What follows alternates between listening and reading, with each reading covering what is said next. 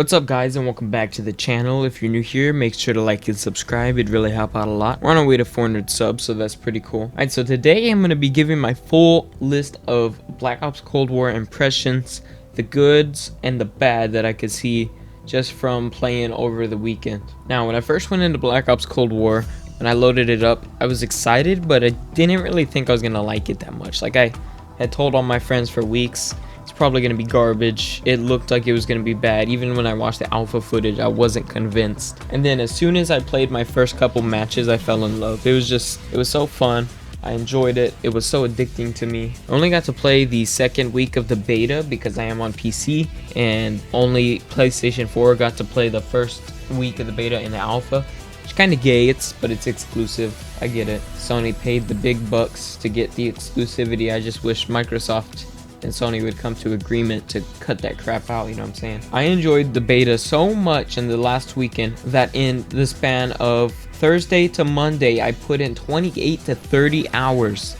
Even without having stuff to grind, like I was max rank from Friday on, I put in 28 to 30 hours without anything to grind, just pure gameplay, and I enjoyed it. Towards the end of the beta, I could kind of feel like I was kind of getting bored just because I'd put so much time in without anything to grind or no new maps or no new guns or nothing like that. But overall, it really felt replayable to me, and I find myself probably sticking through the whole year of multiplayer this year. Now I'm gonna kind of do this like a pros and cons list. I'm gonna go down the pros first and then I'll do the cons afterwards. But yeah, for the pros, the maps were a really good variety of long range, mid range, and close range. Like for example, on Satellite, on the entire right side of the map you had all the dunes, whereas if you had an LMG, a sniper rifle, or a tactical rifle, you could just dominate.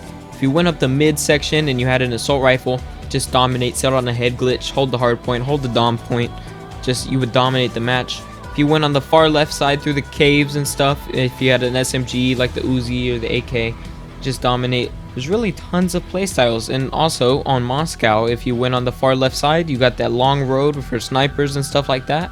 If you go in the mid, you had the head glitches for assault rifles and light machine guns. And if you went on the kind of left turn side rooms, you had perfect rooms for shotgun users. And on the far right side of the map, there was that flank that was perfect for submachine gun users. So unlike Modern Warfare, where literally only assault rifles or only submachine guns work depending on the map, these maps in Cold War really support multiple playstyles, and I really do enjoy that. I think it'll be way more enjoyable to try different guns now. Whereas in Modern Warfare, after I got Damascus, I'm forced to use the M4 or the MP5. The maps flowed really good. The spawns were really great. The maps aren't the greatest maps in the world. Like, they're nothing I'm going to probably think back on in 5 years saying, dang, those maps were good. But they're really, really good. They flow good. I enjoy playing on them. And overall, I think they're probably every single one of the maps in the beta are better than Modern Warfare maps, aside from Shoot House. The time to kill, in my opinion, was really nice. It wasn't too fast like Modern Warfare where you got melted and it felt like hardcore, but it wasn't too long like Black Ops 4 to where it felt like literally you're shooting at a sponge and it's just soaking up all the bullets. Now, I wouldn't have a problem with them reducing the time to kill by maybe one shot across all the assault rifles and the SMGs and LMGs. But other than that, like, I'm fine with it how it is right now. The skill-based matchmaking was nowhere near Modern Warfare. Like Modern Warfare, I struggled to get chopper gunners. It's bad. But in Cold War, I was consistently dropping 15 to 20 kill streaks throughout the 1 weekend I played. And I got 2 nukes, one with the QBZ and one with the AK-74U. I wish you could actually call in the nukes. That would be kind of cool instead of just getting a nuclear medal, but it's alright. The game looked really good on PC. I saw a lot of people complaining about the graphics, saying Modern Warfare is way better. And that is half right. In Modern Warfare, the lighting is way more realistic and the textures are way better than Cold War. But in Cold War, it's a lot more sharper, a lot more crisp on the image. Keep in mind, I'm playing on PC, and the reflections are way better on Cold War. I mean, way better than Modern Warfare. Piccadilly looks nice on Modern Warfare, but Cold War, even the water and Cartel, the pearl floors on Moscow, the puddles on Miami, it just looks amazing. You can literally see all the details from the reflections off the waters, off the ground, off the walls. It's really beautiful. So overall, Modern Warfare looks better in some departments and Cold War looks better in some departments. Now, I'm not giving that an excuse for why Cold War looks like a downgrade in some places, but in other places, Cold War actually looks like an upgrade. There wasn't much camping in the beta, and that was really a breath of fresh air coming from Modern Warfare. Everyone sits inside with shotguns and no recoil growls and kilos and M4s, and they just beam you from windows. Not having the campers was really nice. There's a couple of reasons for that. One, the mini-map is normal, so if those campers do shoot, if they don't have a suppressor, you're going to see them on the mini-map.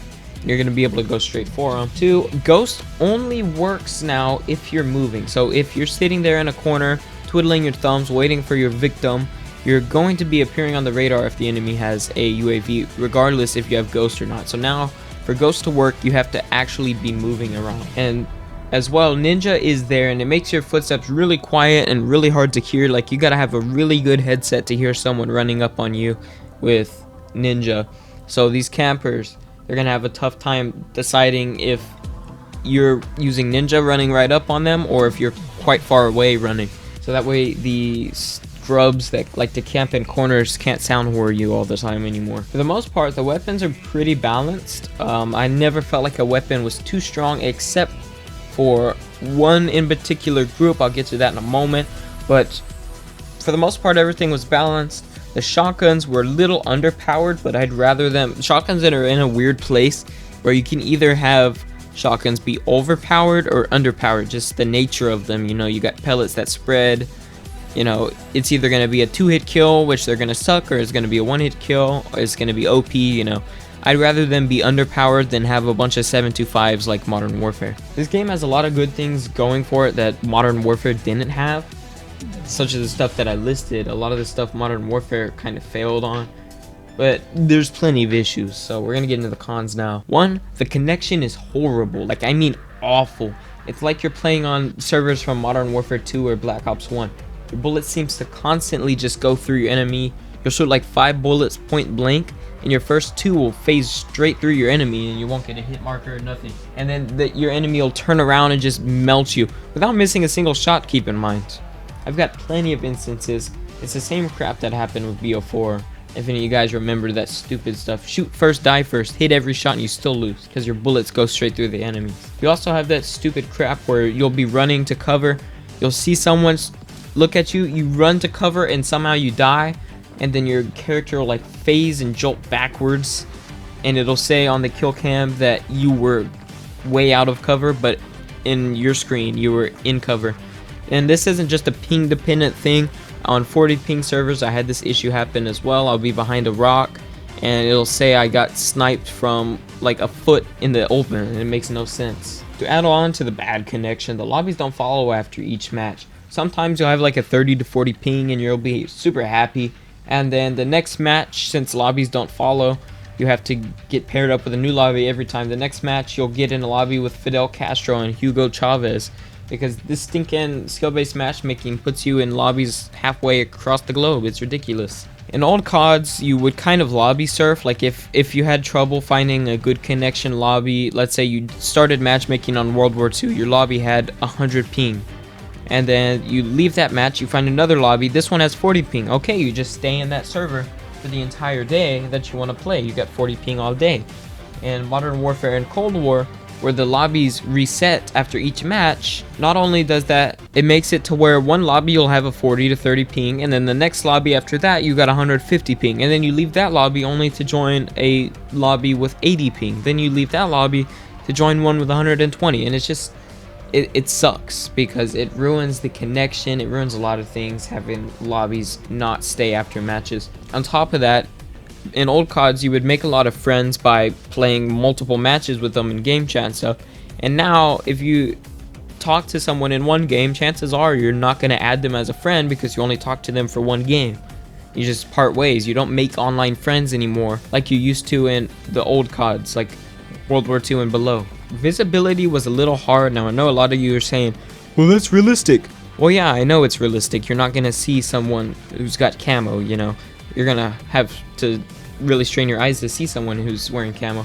But I don't think that belongs in a game like Call of Duty, where It's an arcade fast shooter. You need to be able to see your enemies.